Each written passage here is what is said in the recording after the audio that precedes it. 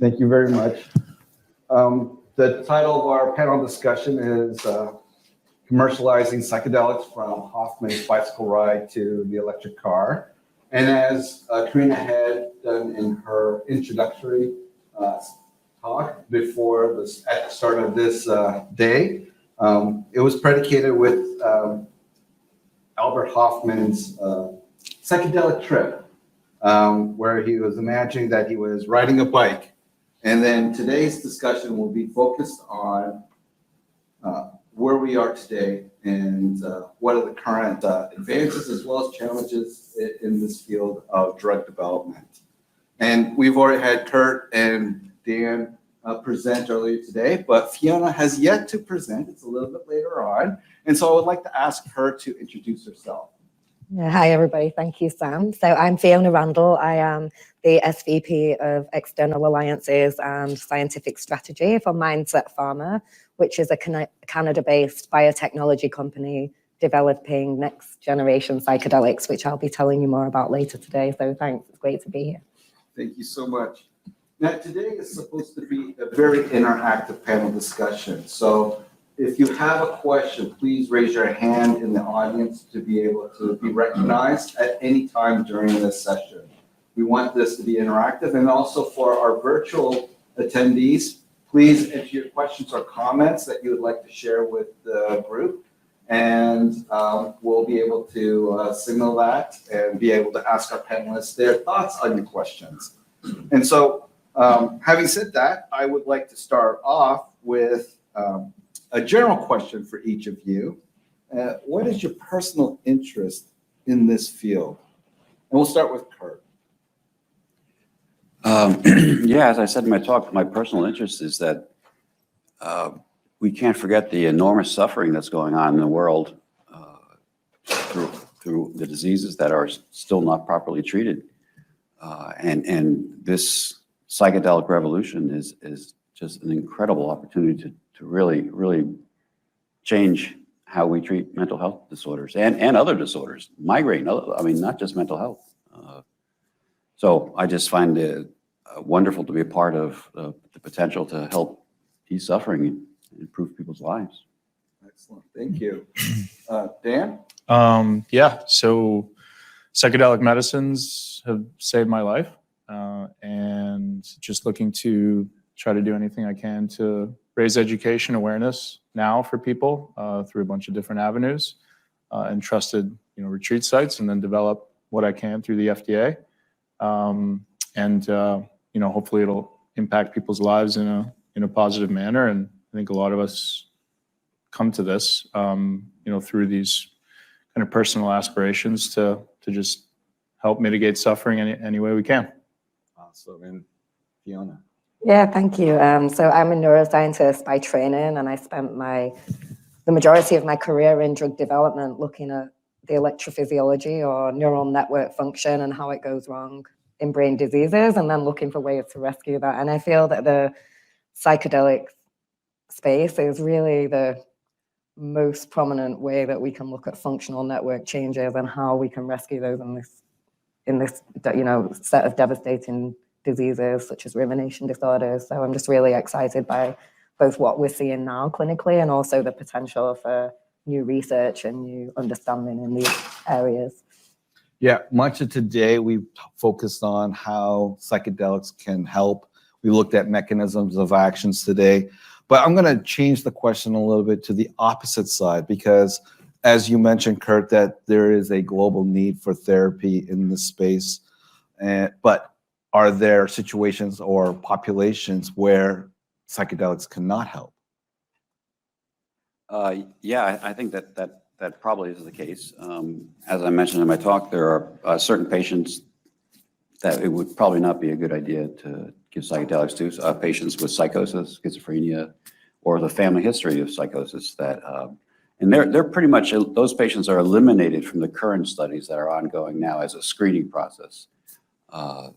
So there's wonderful opportunity and hope. And then another patient population is a dementia patient, someone Alzheimer's disease. I don't know how someone with lowered cognition would react to hallucinogens. It may not be the greatest idea in the world. So there'll be limitations as to what patients that could benefit from the compounds. And I guess with your analogs, because they will not have the hallucinogenic properties, those patients that would be excluded could theoretically be included with your therapy. That's the hope. Any additional comments?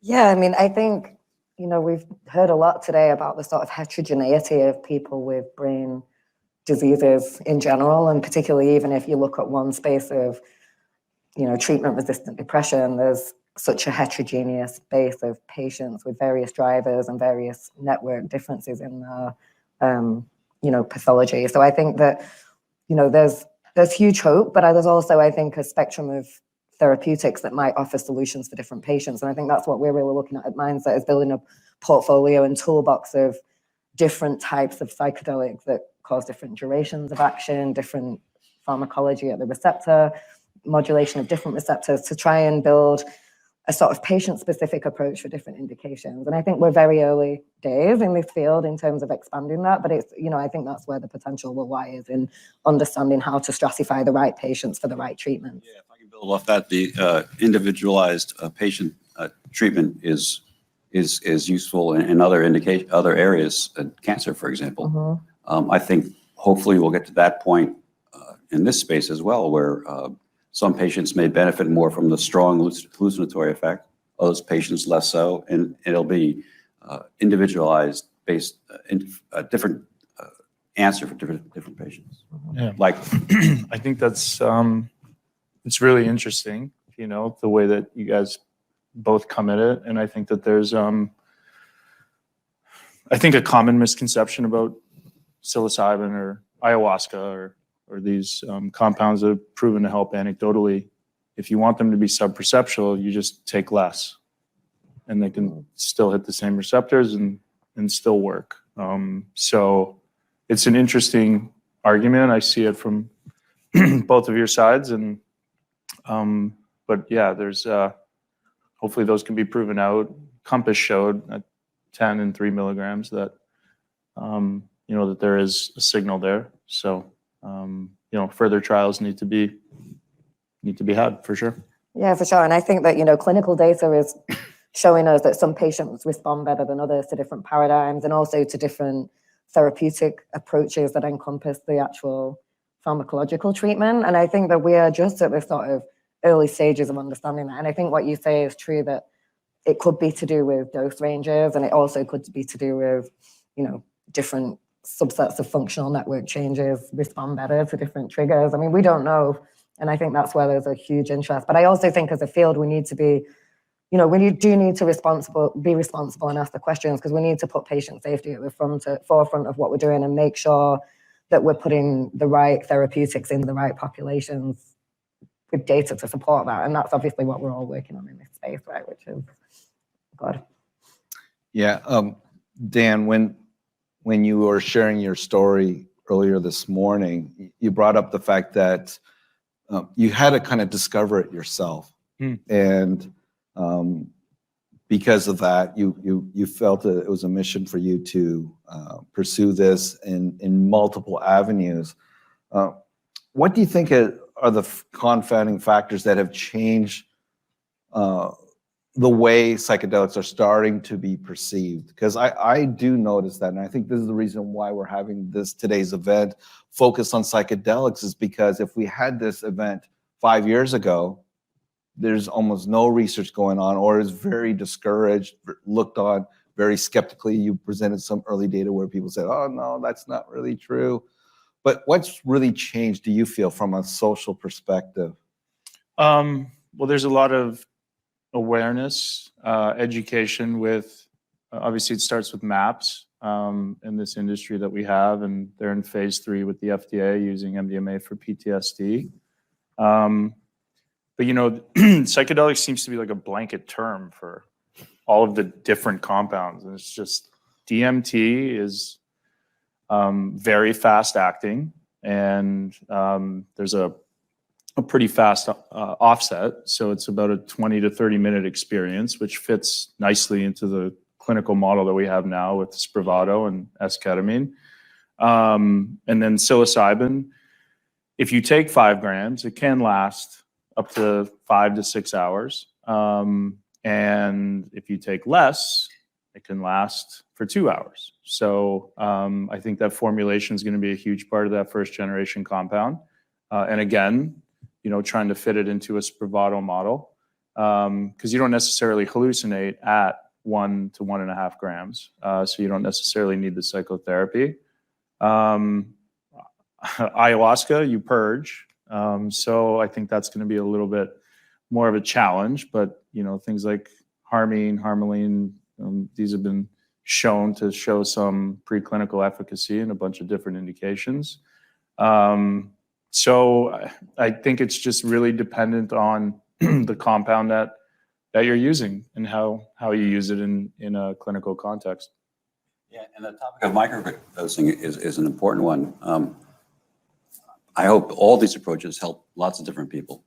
Microdosing, the one thing to keep in mind though with microdosing is that you're still microdosing compounds that are 2B agonists, and you're giving enough that's not having a central effect, but you're probably going to be affecting the heart. So we have to determine, will that be, what's the safe interval, and would any of those be problematic for cardiovalvulopathy? Yeah, so that's a theory that hasn't been proven out. And if you communicate with the regulators, you'll know what their concerns are. So, and that is not a concern with our program. Great. Yeah. Any other questions out in the audience? Yes.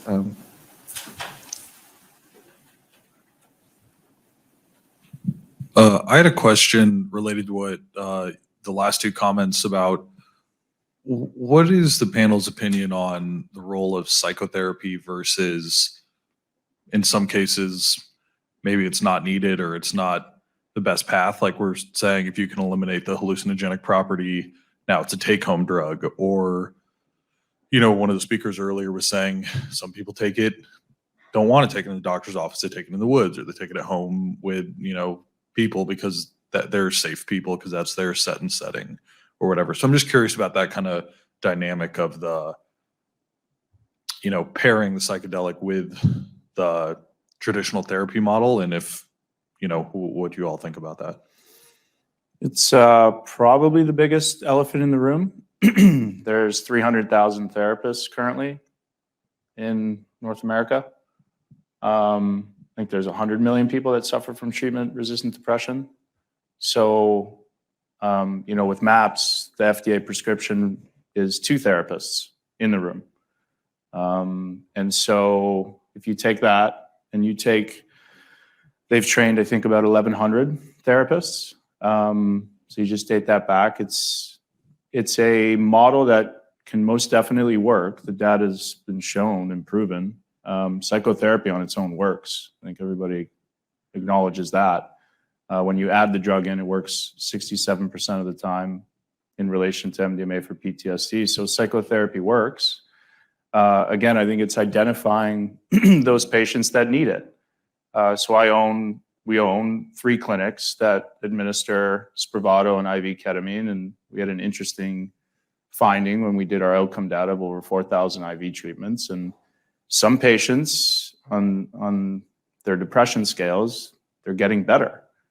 And they still come into the office saying, I'm not getting better. So is that the subset of patients that you can identify that need the psychotherapy? But when you do high doses of psilocybin, you need to prepare, and then you need to integrate what you saw in these high doses, right? In these high dose ceremonies. So there is a need for oversight. What does that oversight look like in the medical context? It's to be determined. I think it's dependent on, and I just speak about psilocybin, I think it's dependent on how large of a dose you take of psilocybin. I hope that makes sense. Mm-hmm. Anyone else want to comment? Psychotherapy can be very, very helpful. And We've learned from depression that you can get effects from psychotherapy by itself, you can get effects from antidepressants by themselves, and typically the bigger response is when you use them in combination. And now that might not be for every patient, but it's another treatment option. And what we need are more treatment options. Yeah, maybe I can just add as well. I think Dan mentioned the capacity for therapy and the number of patients that we can actually access. I think that there is room for innovation in this space in terms of both how we roll these treatments out and also what's needed. And I think that none of us really know for sure, but I think what needs to be kept at the forefront is that if we are giving mind-altering doses of therapeutics for a short term to patients, then a patient's in vulnerable settings, right, that have got mental health disorders that are in desperate need of new treatments. We need to make sure that we do that in a safe way. And I think that's what all of us are committed to do in this field. And, the true innovators in the early stages of this, like, Visana and Compass and MAPS are all thinking this through, sort of paving the way for the rest of us that are coming behind with the next generation therapeutic. It's a great comment. If you think about just drug development in general, we've been doing it for 100 years and through regulations, but it's interesting that psychedelics are still kind of in its infancy when we think about it, because we still have to do these experiments and the patient population is quite varied. What do you think is holding back the ability for research to just go and explore all these different opportunities? Because to me, it's kind of limited right now, the current activities. They're all mostly scheduled substances, mostly Schedule 1. And then, I don't know if everyone saw, but the DEA recently scheduled, I believe it was 4 or 5 compounds of DMT, the ones that people are talking about developing publicly. They grabbed those, and now those are now Schedule 1. So that's a little bit of a rate limiting step. But there's good facilities in drug development that have synthesized psilocybin MDMA for long periods of time, and there's ways to ship that drug to where you're doing your animal work and where you're doing your clinical trials. So it takes a little bit longer, but yeah, it's definitely feasible. But the scheduling of these drugs are definitely a rate limiting step, and the DEA has no obligation, once hopefully MAPS gets approval, to deschedule. So that's another interesting twist to this story. So Yeah, another limitation is that Big Pharma is sitting on the sidelines for now, waiting for it to be de-risked by all the smaller companies. And that's a prudent approach, and there's nothing wrong with that. But I think that once we start making some headway, and I think we will, then we'll get the big guns on the project. So, for example, the COVID vaccine is incredible. We came up with a vaccine for the planet very quickly when the big guns are brought forward. So I think this will happen in stages, both business point of view and patient safety point of view. It'll be de-risked by all the exciting things on the forefront that we're doing now, and then maybe Big Pharma will get in and help accelerate things at that time.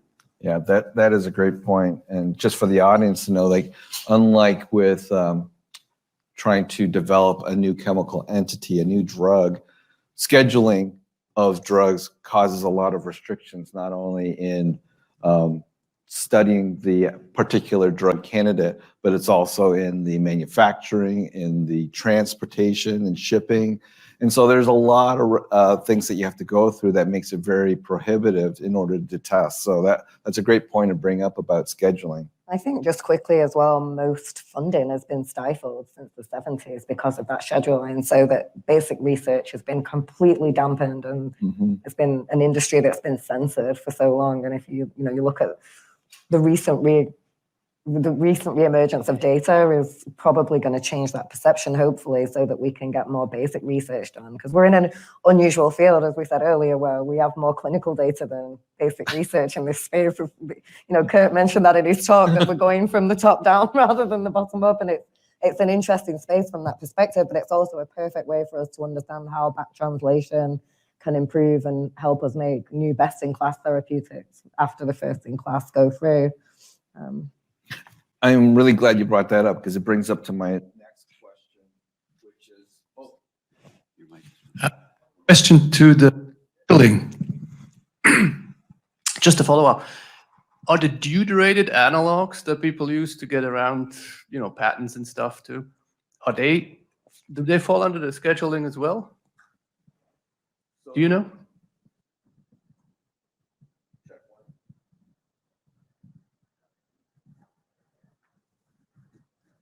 I think it went off when your mic.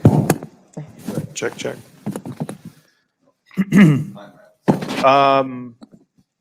That's a good question. I believe they are. So part of the classification is looking at the actual structure. So there is, I'm stealing my own thunder from my talk, Yeah. but there is a division within the DEA called CSS that actually will review structures and then classify it. And so in the example that Daniel said, they actually were proactive in designating those new structures as Scheduled 1. So you can apply for it when you are working in these, and they'll do an evaluation and then give you a designation whether it will be scheduled or not.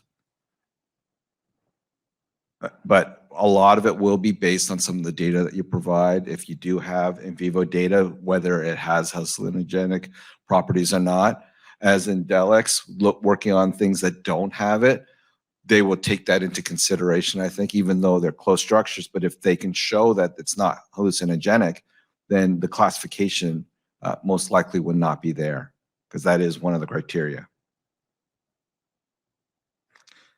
So, when we think about research, and part of it, I think, especially with mental awareness in today's society, how can we as a society help accelerate research in this area and have psychedelics being more accepting? I mean, one part that you brought up, Dan, was the fact that it's all lumped together and we're not treating it like a potential therapy. It's psychedelic, so it has some negative connotation. Would it be where we need to divorce this area of research from, quote, psychedelics? I don't know about divorcing, but I think so here's the way that I communicated it to my parents when they saw how well I was doing. Alzheimer's runs in my family, so with my history of repetitive head trauma, I'm definitely more at risk. And with my symptoms being completely reversed, I think that this could work for them. So the way I communicated it was, it's a great anti-inflammatory. It's patented by the US government, one part of our therapy. It increases neuronal crosstalk, and it makes you feel just really happy. I just try to simplify it. And they said, well, okay, that sounds good. I'll take it.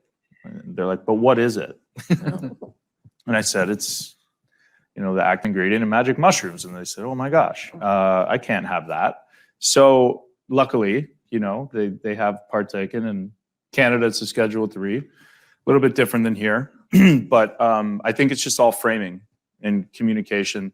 And when I say a blanket term for psychedelics, yes, most of these compounds make you hallucinate, but they all do very different things at different milligram amounts. They all induce different experiences. So I just try to talk about now Sauna 13. And if I really get into the weeds about what the compounds are, then I'll get into it, but I just frame it as that. Yeah. That's great. Thanks. I'll turn that same question to our audience. Are there any comments about what you think we as a society can do to broaden the acceptance of research in psychedelics? And there's a ton of really amazing organizations out there, like Heroic Hearts Project, connecting veterans with psychedelic therapies in like Peru and unregulated or regulated countries. Veteran Solutions, taking people veterans to Mexico, doing Ibogaine and DMT.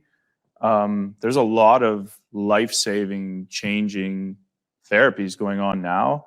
And if we focus on those communities that need the most help, that's where I think we can accelerate legislation change, and people like Rick Perry jumping in and supporting MAPS, and Tim Ferriss talking about it. That's a really big accelerator, and then supporting decriminalized programs as well, and that raise education and awareness and harm reduction. All of these things can work in conjunction with what we're doing and trying to do through regulatory pathways. I don't think that these are separate issues.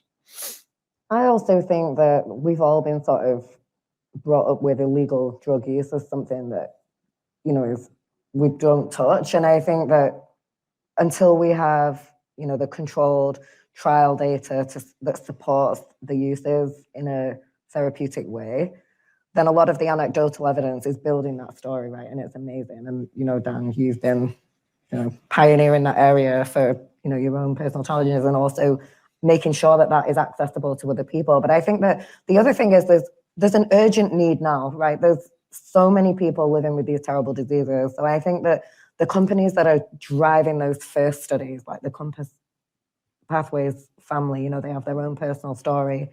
They're really, no, we don't have time to wait. But we also have ways to build and improve and learn more. And I think that the clinical data is really what's going to drive the field forward and change the perception. And, I think you've seen my slide from my talk about when you Google a psychedelic versus an antidepressant and what you get, and I think that's where we're all working. Yeah, towards. I think I agree. The clinical data will change. And one thing we are facing, though, is stigma, both against mental health, mental disorders, and against the psychedelics. So words matter. I think we can all help by using the right language, correcting someone who is using the wrong language. So, for example, when I was at NIDA, we wanted to classify things as substance use disorders. Someone's not an addict; he's suffering from he or she's suffering from a substance use disorder, and we do similar things in the psychedelic space and in the mental health space. So I know there are certainly efforts to kick the stigma.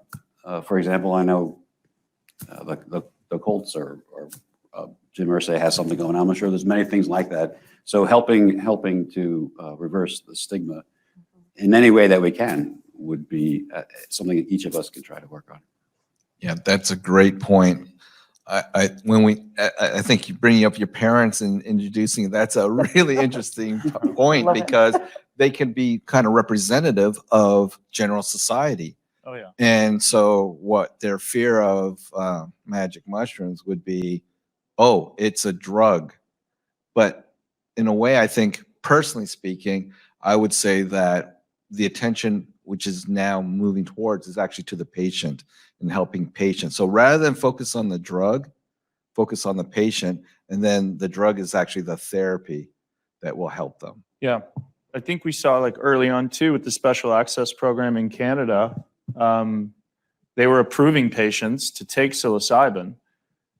And then the patient or the doctor was like, okay, well, where do I get this regulated psilocybin? And they said, you can get it anywhere. So that's a bit of an issue, because you don't know who's producing it, how they're producing it, like the safety of this medicine. So that's another reason, to your point, why we're taking this through a regulatory pathway with rigorous science and 0.1% variance attached to it. So you know exactly what you're taking each time. So there's a lot of different levels and intricacies to what we're doing.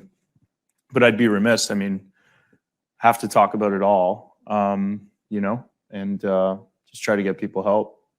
Sometimes if people know that something's coming, then they'll hold out. They'll hold on to the hope. So. Great point. And another hurdle that I see and would love to hear your comments on is the topic of legalization versus decriminalization. And we had an earlier talk last night about that. But I think it's an important distinction between the two, and what could help facilitate awareness and openness to these types of therapies.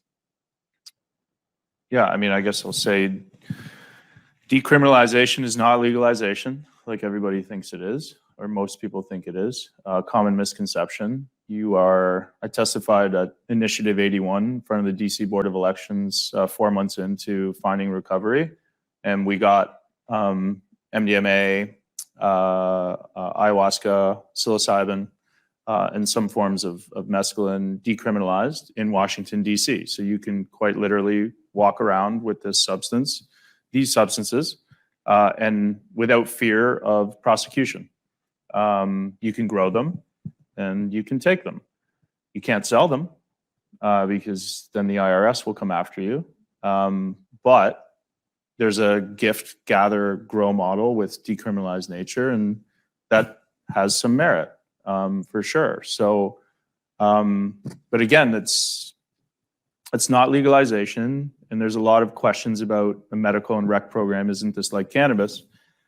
I doubt very highly that one day we're going to have, psilocybin cannabis-like shops state by state. Now, there's a lot of confusion because there's Oregon, right? Well, that's a state-run program. I believe you do need a prescription from a doctor to prove that you have depression. And then you can go into these clinics in Oregon and take psilocybin mushrooms. It's outside of the FDA context. You have to trust that these clinics are growing it at the clinic correctly and that you'll have the proper guidance. But that's a state-run initiative. I'm sure that other states are going to try that, like I believe Denver.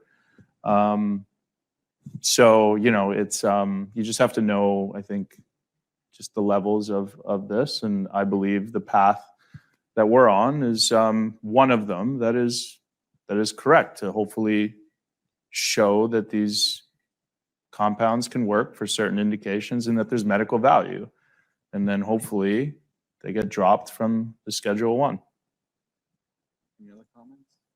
Yeah, I mean, I think the medical value is, obviously therapeutics, we don't only want people to feel okay, we want them to be transformed, right? To be back to who they can be and function in a normal life. And I think that the statistics on loss of productivity as a result of mental health disorders is something like, just in the US, $1 trillion a year. And so there's a huge societal impact to improving these disorders as well. And I think that some of that understanding of the outcomes, especially from the control trials where people see it done in a trustworthy environment, doesn't necessarily mean that the others aren't, but that infrastructure that is supportive, when that data comes out, then people probably will have more confidence that this is working. I think you had the story about ketamine earlier, that at the beginning people were like, nah, don't believe it.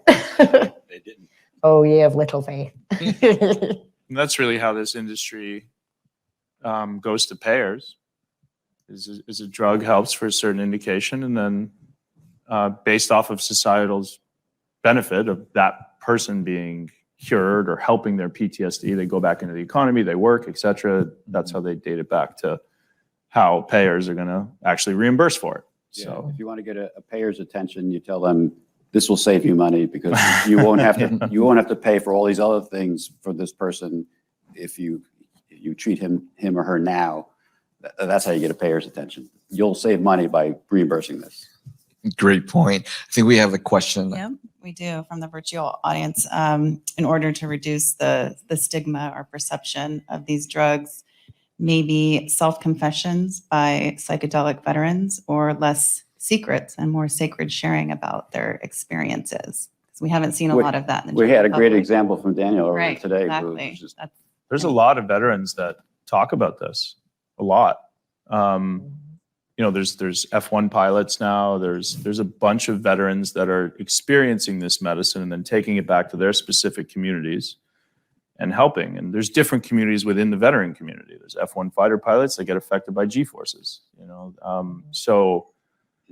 The more stories that are told, I think the more understanding. But I think it's important to know that most of these people now that are turning to this medicine they're at the end of their road and they've tried everything else.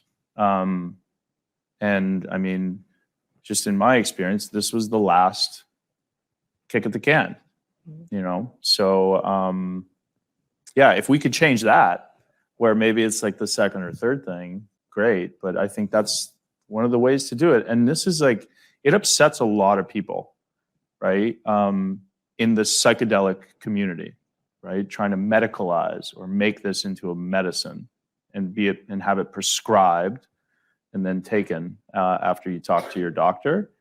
But that's the way to help millions of people, you know? It's the quickest way.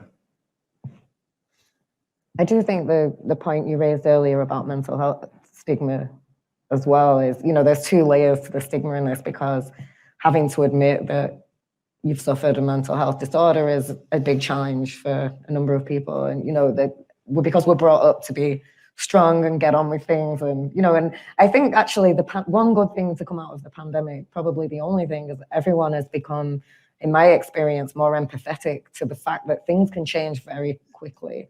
And I think in life, you know, you can have what, you know, like what you had in your career, suddenly a life-changing injury that changes everything you've thought about in your path, and it changes, you know, and that you were someone who was flying high and doing everything great, and it can happen to anybody. And I think we're all kind of a bit more aware that that can happen to anyone now, and maybe that's a good thing to sort of change that understanding of where we go next in the mental health space. And we have to talk, right? We all have to be open about our experiences and be brave and, you know, show our weaknesses also to speak. Yeah, I mean, it's always inspiring to see these like Navy SEALs or these soldiers come out who are these, you know, essential, they're heroes, but they're badass. And like, you have to, if you're a pro athlete or you're a veteran, to me, it really doesn't matter what arena your trauma came into, because it's essentially trauma. But if you can talk about the need for help and then accept the help, and other people see that, then other people, I think it makes it a little bit easier to express that they're suffering as well. Yeah, especially in our society, this part of the stigma is if you admit to a mental health disorder or taking drugs, you're weak. You're considered weak, subconsciously or not. And one thing that helps is that people who are not considered weak come out and say, "Guess what? I had a mental health issue." Athletes, Navy SEALs. That has an extraordinary impact. Maybe it shouldn't, but it does. The people are not considered weak. You're like, oh, that person's not weak, and it's not so bad. I can have an example in my neighborhood.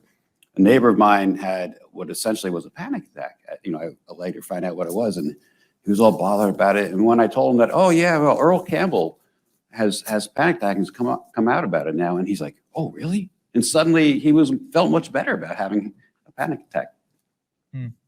Yeah, great point. Fiona, we're excited about your talk that's coming up, and Mindset Pharma is really founded to find and manufacture new and innovative psychedelics to broaden the patient populations that it can help. How do you think the current development of using traditional psychedelics will impact the progress that can be achieved in the next generation of psychedelics?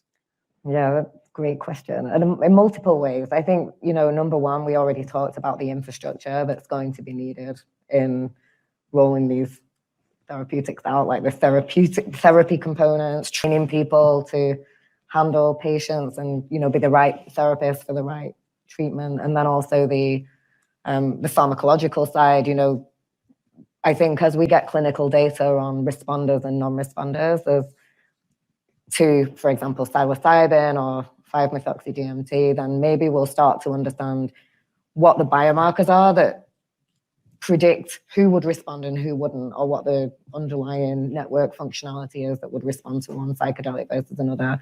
And so I think there's a huge potential for us to take this to the next level once the first data comes out and the infrastructure to support that. And I think, you know, there's multiple companies really paving the way for this. And I'm sure that they will also start to think about next generation as part of that.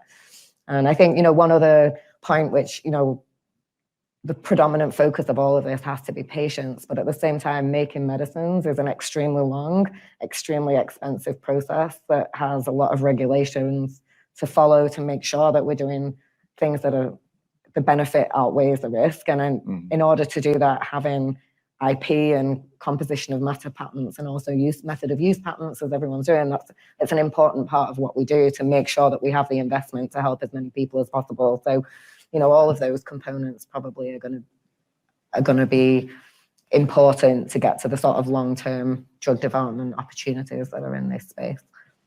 Kurt, you actually used this kind of scaling of next generation in one of your slides.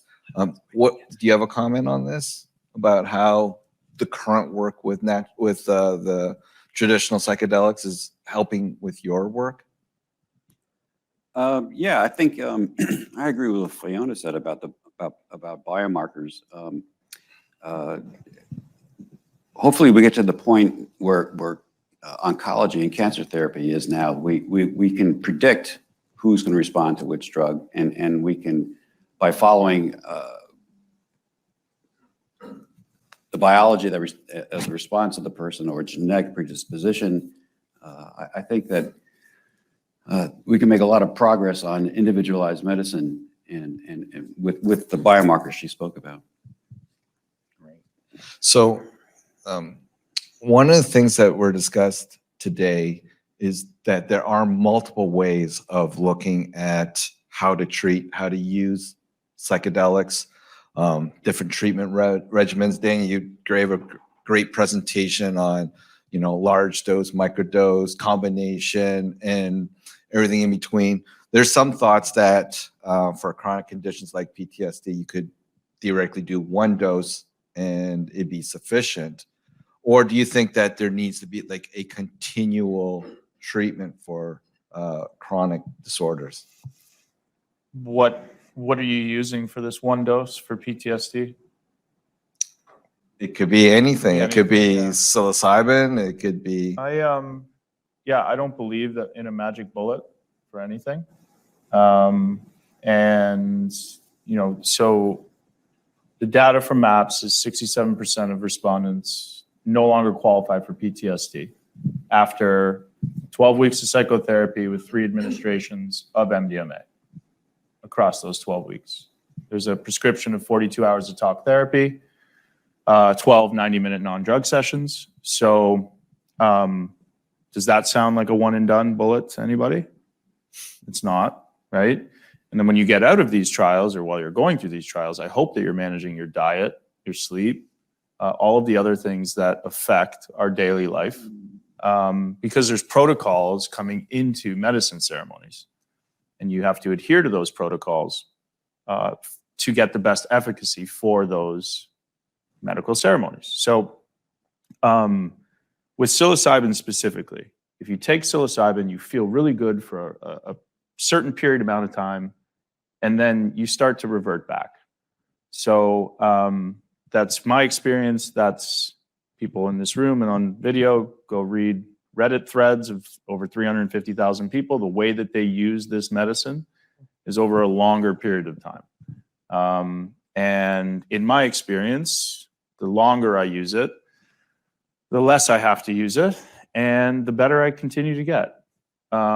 So I've just taken that, and then I've told the drug developers in the room who know how to work through the FDA, and we've put that into a model that I think could work. I think 5-MeO in subperceptual dosing could work as well. Ibogaine has cardiovascular issues. There's been 2 programs denied by Health Canada already, and that's a hard one to get around. I know that there's like MindMed using a lipid technology or liposomal technology to go straight to the brain to bypass those issues with regulators. So I think it's just, again, dependent on what you're using. Can psychotherapy extend that even after the ceremonies? Of course. 97% of what we do in our clinics is telemedicine now. But people are still coming into the clinic to manage their meds and take their ketamine. So, but yeah, I just don't believe in I don't believe there's any silver bullet. So I think that's a very big misconception in this industry. Thank you. Kurt, you showed some regeneration of neural networks. Is that long lasting, or is it kind of similar where you kind of need to have continual treatment to preserve the re-networking, so to speak, of the brain? No, you need continuous treatment. It lasts a long time, which is very nice, but it eventually fades. There's no doubt about that. So the underlying biology matches the clinical experience exactly. So If you yeah, don't- you would, What is it? If you don't use it, you lose it, right? Right. So if you don't think about it constantly, or you don't, right, constantly hit those receptors, you will lose it for sure. Any other questions? Yes.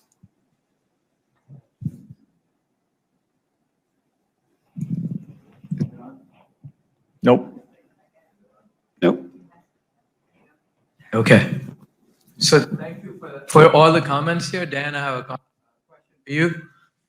So you shared a lot of information about the target population around TBI and the funds, the veterans and so on, right?